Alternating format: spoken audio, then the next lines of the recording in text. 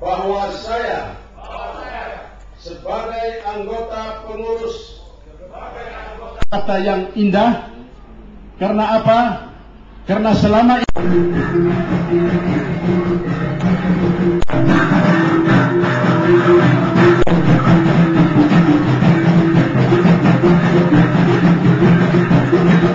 puji dan syukur saya sampaikan ke kita naikkan ke baru untuk LPDKT cabang Kota Balikpapan. Kalau diberikan kesempatan untuk menyampaikan kata sambutan, jarang saya membuat konsep atau jarang saya menyusun draft atau semacam tulisan.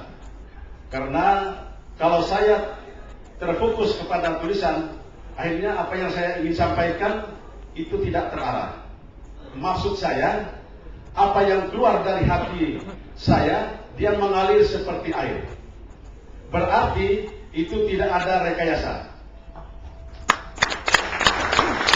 Yang saya hormati sekjen saya, Bapak Victor Juan Sarjana Hukum, dan seluruh pengurus DPP Laskar Pemuda Adat Dayak Kalimantan Timur.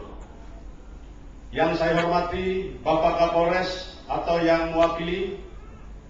Yang saya hormati Bapak Wali Kota atau yang mewakili. Yang saya banggakan, yang saya cintai, abang saya Bapak Fahri Manoda. Ternyata wajah dan gaya beliau dari dulu sejak saya kenal sampai sekarang seperti sekarang ini, awet muda. Dan yang saya hormati Bapak Kepala Adat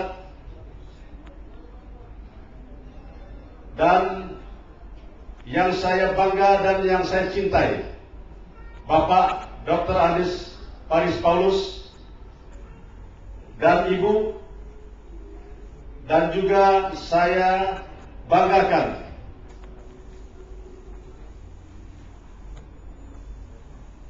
Bapak Pangdam. Dalam hal ini yang mewakili, saya sebenarnya ingin kalau ada Pak Pangdam hadir dalam acara ini, karena LPADK saya berjanji satu, bahwa saya sebagai anggota pengurus DPC LPADKT Cabang Balikpapan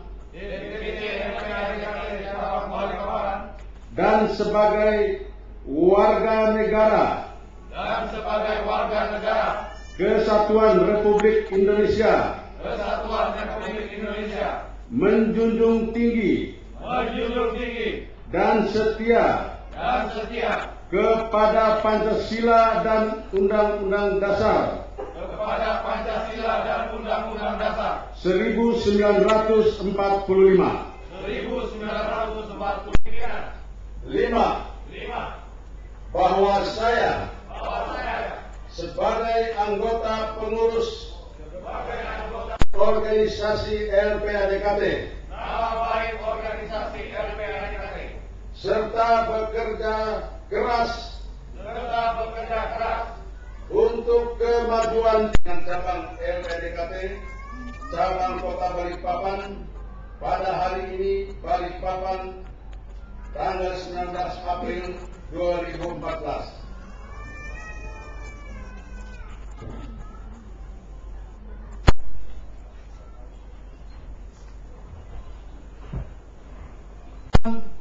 Pusat Laskar Pemuda Adat Dayak Kalimantan Timur kepada Kepala Cabang Laskar Pemuda Adat Dayak Kalimantan Timur cabang Balikpapan untuk dikibarkan di seluruh pelosok Kota Balikpapan. diterima dan siap dilaksanakan.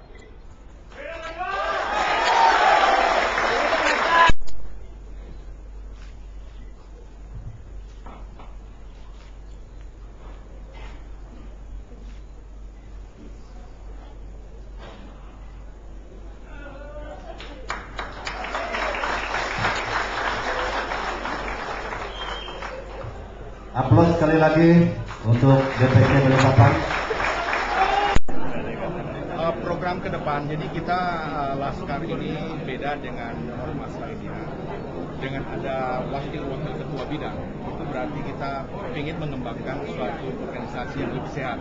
Jadi seperti contoh saya wakil ketua bidang ekonomi, di mana ekonomi itu ada litbang, kemudian ada sumber daya manusia, ada koperasi, ada pengembangan usaha dan kesejahteraan sosial.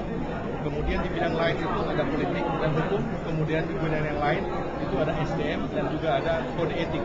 Jadi ada kode etik ini berarti jika tadi sampaikan ketua umum, jika ada anggota yang melanggar, itu ada kode etik sendiri yang akan menangani ini.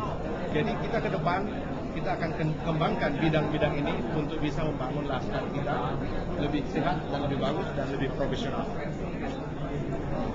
Program kerjanya dari 15 ini yang diutamakan fokus Untuk 2014-2015 di bidang ekonomi itu kami akan kembangkan koperasi. Jadi koperasi ini kita mengharapkan itu bukan simpel pinjam tapi merupakan usaha, pengembangan usaha. Jadi kita akan bermitra dengan para pengusaha yang ada. Kebetulan sudah banyak pengusaha yang ingin mengajak kita untuk bergabung. Namun kita tidak meminta, tapi kita lebih kepada jika kita mendapatkan suatu kesempatan, kita akan mengajukan proposal, kita kerjasama karena kita juga punya modal.